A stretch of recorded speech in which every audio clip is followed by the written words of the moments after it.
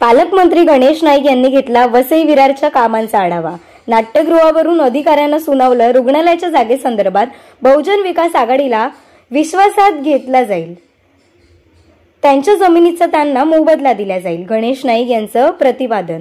नालासोपाऱ्यात वनमंत्री व जिल्ह्याचे पालकमंत्री गणेश नाईक यांनी विविध विकास कामांचा आढावा घेतला। दौऱ्यादरम्यान त्यांनी आचोळी येथे उभारण्यात येत असलेल्या पालिकेच्या सुसज्ज रुग्णालयाच्या जागेची पाहणी केली, तसेच नाट्यगृहाची पाहणी केली। मात्र एवढीच जागा आहे, एवढ्यातच जागेत नाटक कसं काय होईल? याला नाट्यगृह म्हणता येणार नाही, मिनी थिएटर म्हणता येईल, असे अधिकाऱ्यांना खडसावले। या ठिकाणी कॉलेज आहे, या ठिकाणी हॉस्पिटल आहे, काही गोष्टींची थोडीशी ऍडजस्टमेंट करण्याकरिता जागा सुरक्षितरित्या मी सगळ्यांना विश्वासन देतो, ही गोष्ट केली जाईल। वसईचे जनतेकरता बऱ्याच वर्षांपासून अशा गोष्टींची गरज होती, म्हणजे आता खासगी कॉलेज भरपूर आहेत, परंतु आता ही कॉलेजची जागा आता पाण्याची टाकी आहे।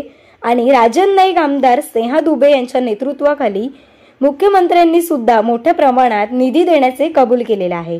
भाजप आणि बविया त्या जागेवर वाद त्यांच्या मालकीचा असेल तर ते त्याचा मोबदला दिला जाईल, गरज पडेल त्यांना विश्वासाची देऊनच त्यांना चर्चा करून मार्ग सोडवला जाईल। ब्युरो रिपोर्ट, सिंधू प्रभात, नालासोपारा। साधारण 15 एकरच आहे। आता या ठिकाणी कॉलेज आहे, या ठिकाणी हॉस्पिटल आहे, काही गोष्टींची थोडीशी ऍडजस्टमेंट करण्याकरता जागा सुरक्षितरित्या मी सगळ्यांना विश्वासात घेऊन ती गोष्ट केली जाईल।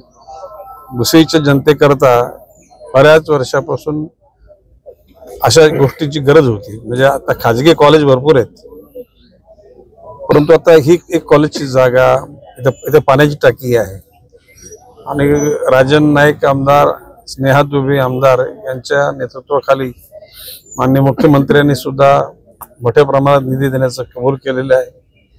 आता संध्याकाळी ज्या जनता दरबार झाल्यानंतर मी पुन्हा आपल्याशी संवाद साधेन, त्यावेळेला या शहराकरता काय गोष्टी मंजूर केल्या, म्हणजे वसई विरार करता आणि पालघर ग्रामीण करता, त्याची वाच्यता मी नंतर करणार आहे। सर, या जागेवरून भव्य आणि भाजपात वाद झाला होता। माजी महापौर आहेत, त्यांनी दावा केलेला की काही क्षेत्र हे त्यांच्या मालकीचं आहे। नाही, त्यांच्या मालकीचं असेल तर ते त्याचा मोबदला दिला जाईल, गरज पडेल त्यांना विश्वासात घेऊन त्याच्यातून चर्चा करून मार्ग सोडवला जाईल।